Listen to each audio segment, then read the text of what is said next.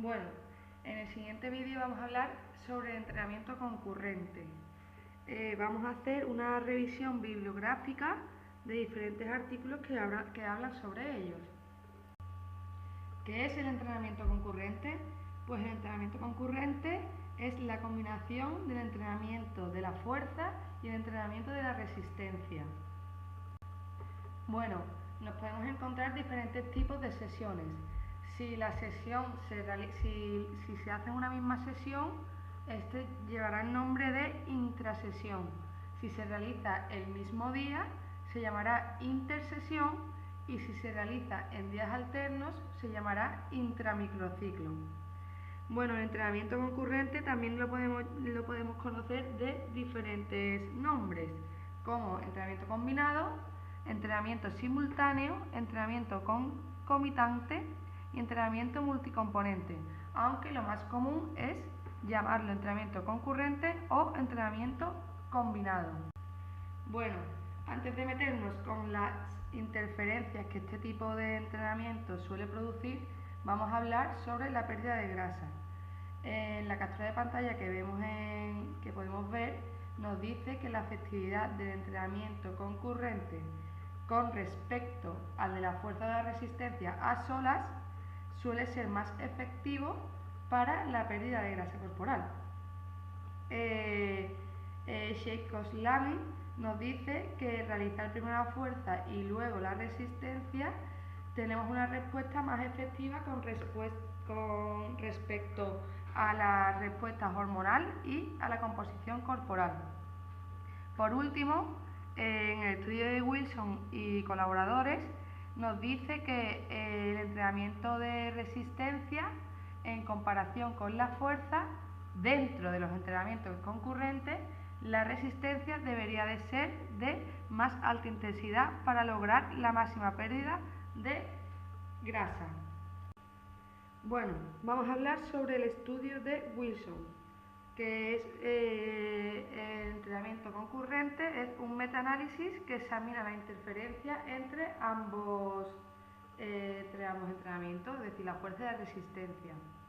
En la primera captura de pantalla nos dice que el entrenamiento de resistencia puede provocar un sobreentrenamiento durante un largo periodo de tiempo, pero esto sucede cuando entrenamos tanto la fuerza y la resistencia con volúmenes, intensidades o frecuencias altas, provocando daño en el músculo esquelético. Los atletas que necesitan potencia deben limitar este tipo de entrenamiento, pero los que su deporte dependen de la fuerza máxima o hipertrofia, el entrenamiento concurrente no va a provocar que su rendimiento baje, ya que, como podemos ver en la siguiente captura, en la última captura de pantalla que vemos abajo, los deportistas que buscan hipertrofia, fuerza o resistencia, para alcanzar un máximo rendimiento, pues deben programar la resistencia acercándose a su deporte. Por ejemplo, los jugadores de hockey, que lo que quieren es aumentar la fuerza de las piernas, deben de evitar la resistencia corriendo, y en vez de hacerla corriendo la pueden hacer en ciclismo, que es lo que más cerca está de su deporte. Aquí podemos ver en esta figura el efecto que tiene por un lado el entrenamiento de fuerza solo, por otro lado el entrenamiento de resistencia solo y por otro lado el entrenamiento concurrente con respecto a la hipertrofia en primer lugar, luego a la fuerza, luego a la potencia, luego al VO2 max y por último a la pérdida de grasas.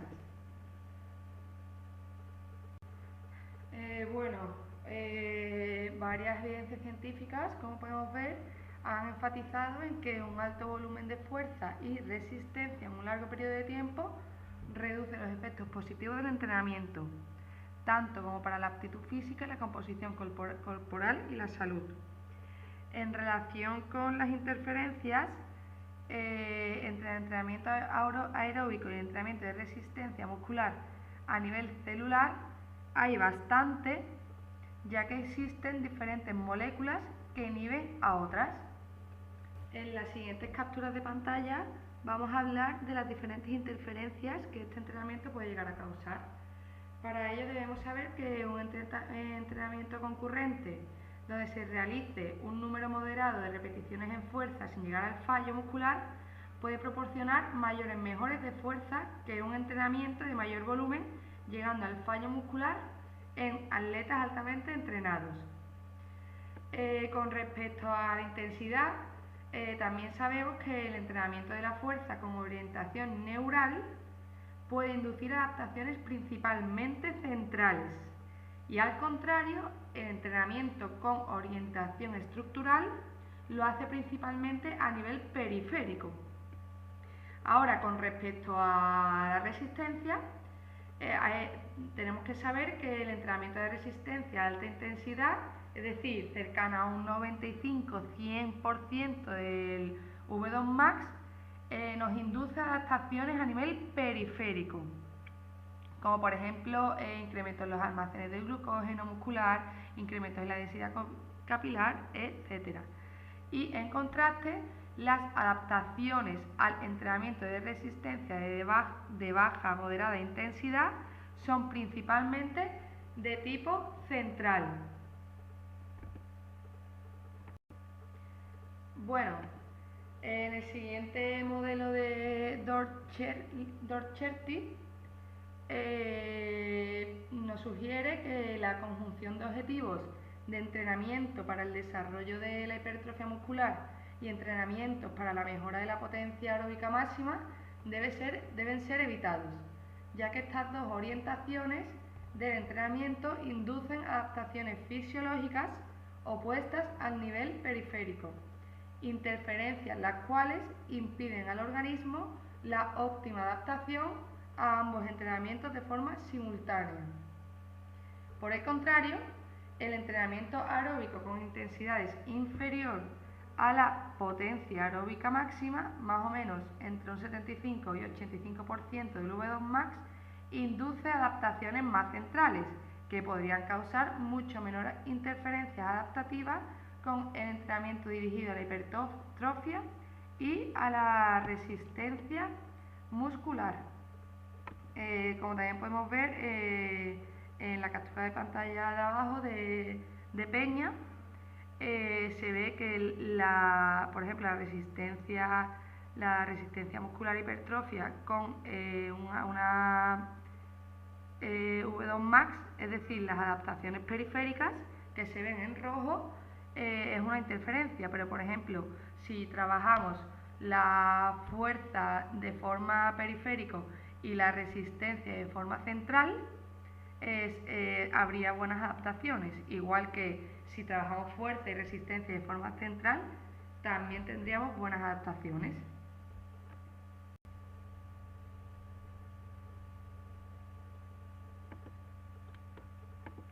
Bueno, ahora vamos a ver otros datos. Por ejemplo, vamos a hablar de las adaptaciones cardiovasculares por parte de la resistencia y por parte de la fuerza. Aquí podemos ver en estos dos estudios que las adaptaciones cardiorrespiratorias que suceden con el entrenamiento de las resistencias a solas no se ve afectada negativamente cuando lo hacemos en entrenamiento concurrente. Al revés, suele haber más ganancias si el entrenamiento de la fuerza es el apropiado. Abajo, en la captura de pantalla abajo, podemos ver que nos dice que el entrenamiento concurrente, en comparación con el entrenamiento de fuerza sola, sí que puede haber una disminución del rendimiento si estas van enfocadas a la ganancia de fuerza-potencia, fuerza explosiva o hipertrofia. Como podemos ver, varios autores que están ahí en amarillo sujetan esta idea. Por otro lado, en este estudio de Tai Pale y Hakkinen nos afirman que realizar primero el entrenamiento de fuerza y luego el entrenamiento de resistencia es un estímulo más potente para las respuestas hormonales. Bueno, En las siguientes dos revisiones bibliográficas, la primera, diferentes autores, como las que podemos ver ahí, nos dicen que pudieron observar cómo una interferencia sobre el desarrollo de la fuerza y las mejoras inducidas por entrenamiento sobre el consumo máximo de oxígeno dependen del intervalo de recuperación entre ambos entrenamientos, debiéndose siempre evitar programar entrenamientos de cada capacidad con menos de 6 horas de separación. En la siguiente captura de pantalla, en el estudio de Izquierdo y colaboradores, nos dicen que los deportes con grandes demandas, tanto de fuerza como de resistencia, deberían de hacer un entrenamiento combinado. Un entrenamiento combinado con un número moderado de repeticiones y no realizarlas hasta el fallo, que puede ser lo más efectivo y lo más seguro para atletas que compiten para atletas de élite. En estos dos estudios también nos dicen que el orden de la secuencia de las capacidades entrenadas en las sesiones concurrentes no interfieren en el rendimiento. Luego otros estudios dicen que han podido observar que hay un menor desarrollo de la resistencia en el entrenamiento concurrente cuando se realiza en la misma sesión, en comparación cuando se realizan por separado o en días alternos. ¿Qué es lo que pasa? Que claro, que todos estos artículos han hecho estudios diferentes, es decir, que existen argumentos en contra, a favor del orden y la secuencia en la sesión según cada contexto, objetivo y población de estudio. ¿Cómo llevar a cabo una sesión? Bueno, para empezar, todos los estudios dicen que dependiendo del nivel, el tipo de ejercicio, la intensidad, el volumen y la frecuencia de entrenamiento y el objetivo, pues se realizará de una forma o de otra. Como ya hemos visto, aquí el estudio de David y colaboradores nos dicen que los sujetos desentrenados no importa el orden de cuándo realizan la fuerza o la resistencia.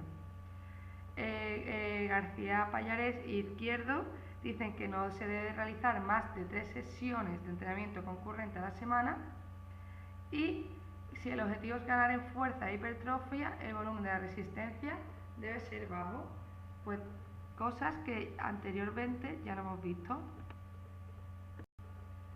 ¿Cómo llevar a cabo una sesión? Aquí podemos ver sesión tipo. Bueno, vemos 3 tablas, ¿vale?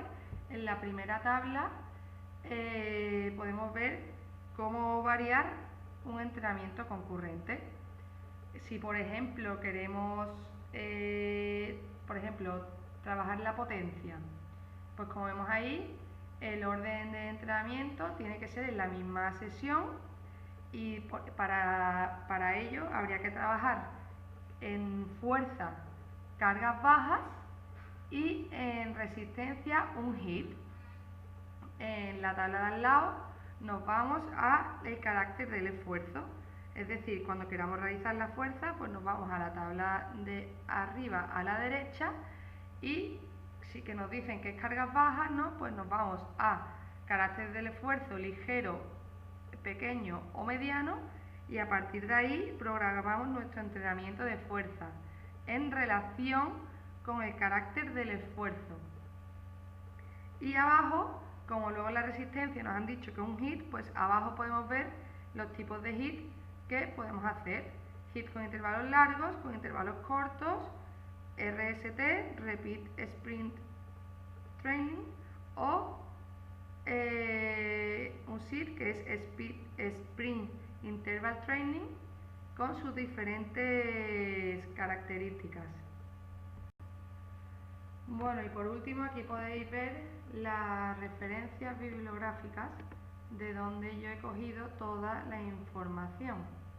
La gran mayoría de la información la he podido recopilar de Peña, ya que es un estudio, ha sido una revisión narrativa, al igual que lo que he hecho yo. Pues muchas gracias por vuestra atención.